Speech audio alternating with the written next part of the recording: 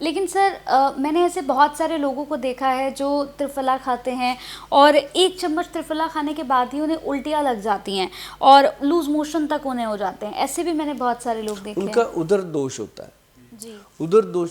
उनको क्या होता है कि उनको हाँ। थोड़ा लेना चाहिए। अब जो त्रिफला है ये आपके साथ दोस्ती करने में भी टाइम लेता है शरीर के साथ, एंटीबॉडी।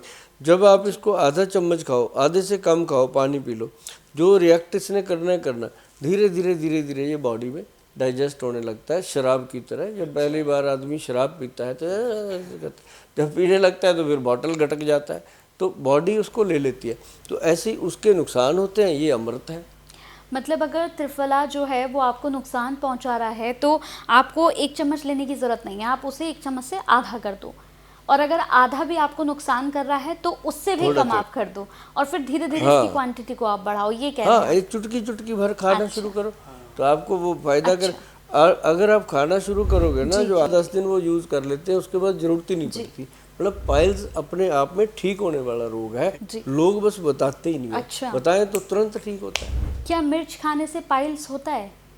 अगर मिर्च हम ज़्यादा खाते हैं तो इससे पाइल्स होता है? मिर्च का परहेज करना पड़ता है, खाने से पाइल्स नहीं होता। बवासीर जैसे हो जाए तो फिर मिर्च मसाले का परहेज करना पड़ता है कि तेज मिर्च तेज मसाला नहीं खाना, क्योंकि जलन होती है। उससे फिर जलन होती है और पोर्टल वेन का इन्फेक्शन जो है वो बढ़ता है। जी। अगर किसी को पाइल्स हुई है गोयल साहब, तो ये तो स्वाभाविक सी बात है कि उसे कॉन्स्टिपेशन है, और कॉन्स्टिपेशन जिसे है उसे वैसी चीज़ खानी ही नहीं चाहिए कि जो डाइजेस्ट ना हो। दूध पीना चाहिए। आपने कहा पाइल्स वालों को दूध पीना चाहिए, दूध पीना या चाहिए। फिर चाय पीनी बीच में आप चाहिए? चाय की बात ना करो, अब दूध की बात अच्छा। नहीं, चाय तो दूध से बनी है ना।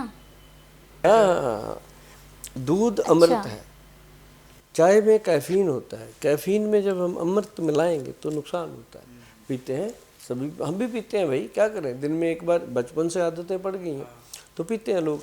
लेकिन अब महिलाएं जो हैं वो समझती हैं मेरी बात को कि उनको 4-5 बजे सिर में दर्द होता है अगर चाय ना मिले, इट मीन्स एडिक्शन है उसके अंदर। हाँ। लेकिन दूध ना मिले तो कुछ नहीं होता। जो लोग दूध पीते हैं रात को 1 गिलास, आदत है बुजुर्गों को, बड़ों को, तो उनको एक दिन ना मिले उनको नींद नहीं आती, तो वो भी तो एक एडिक्शन है। तो दूध जो है वो अलग चीज़ है। दूध और दूध पीना अच्छी बात है उसके लिए।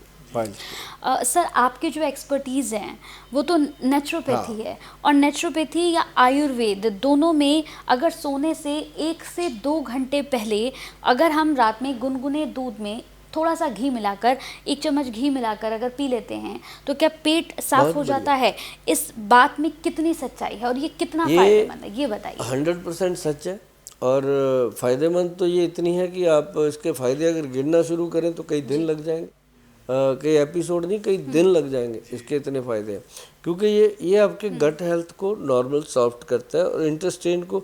अब जैसे कोई मशीन है गड़गड़ गड़गड़ गड़गड़ करती है तो क्या करते हैं, उसको ऑयल देते हैं तो वो गड़गड़ चलती है। तो ऐसे ही बॉडी के अंदर से जब हम इसको घी खिलाएंगे, अब दूध में घी देने से कुछ नहीं होता। बहुत लोग कहते हैं हमें तो कोलेस्ट्रॉल बढ़ते हैं, हमें ट्राइग्लिसराइड हो जाते हैं, तो मैं कहता हूँ कि वो एक बीमारी है।